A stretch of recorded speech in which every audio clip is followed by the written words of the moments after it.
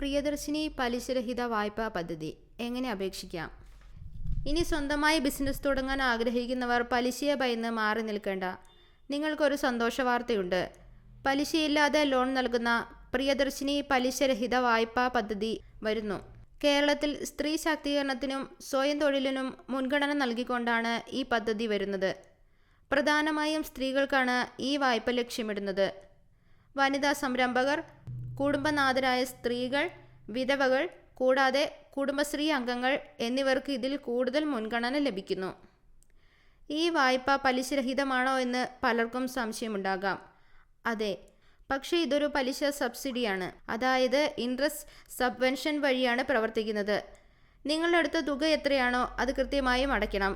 അതിൻ്റെ പലിശ സർക്കാരോ അല്ലെങ്കിൽ പദ്ധതി നടപ്പാക്കുന്ന തദ്ദേശ സ്ഥാപനങ്ങളോ നേരിട്ട് ബാങ്കിൽ നൽകും.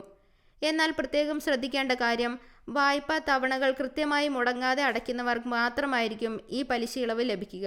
ഇതൊരു പുതിയ പ്രഖ്യാപനമായതുകൊണ്ട് തന്നെ ഇതിൻ്റെ കൃത്യമായ അപേക്ഷാ ഫോമുകൾക്കും മറ്റു വിവരങ്ങൾക്കുമായി നിങ്ങളുടെ ഗ്രാമപഞ്ചായത്ത് അല്ലെങ്കിൽ മുനിസിപ്പാലിറ്റി ഓഫീസ്, നിങ്ങളുടെ അടുത്തുള്ള കുടുംബശ്രീ CDS ഓഫീസ് അല്ലെങ്കിൽ പ്രദേശത്തെ കോപ്പറേറ്റീവ് ബാങ്കുകൾ എന്നിവയുമായി ബന്ധപ്പെടുക. പുതിയ പദ്ധതിയുടെ കൂടുതൽ അപ്ഡേറ്റ് വരുമ്പോൾ ഈ ചാനലിലൂടെ നിങ്ങളെ അറിയിക്കുന്നതായിരിക്കും. ഈ ഇൻഫർമേഷൻ ഉപകാരപ്രദമായെങ്കിൽ മറ്റുള്ളവരിലേക്കും ഷെയർ ചെയ്യുക. വീഡിയോ ഇഷ്ടമായെങ്കിൽ ലൈക്ക് ചെയ്യുക, സബ്സ്ക്രൈബ് ചെയ്യുക.